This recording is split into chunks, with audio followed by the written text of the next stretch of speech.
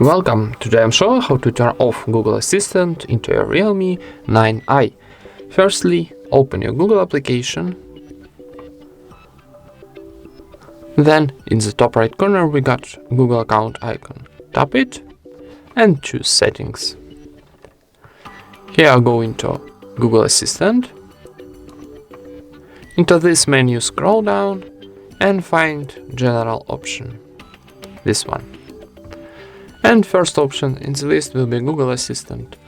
Tap it on the switcher to turn off. Turn off Google Assistant, confirm operation, turn off one more time, and that's it. Thank you for watching, leave thumbs ups and subscribe to our channel.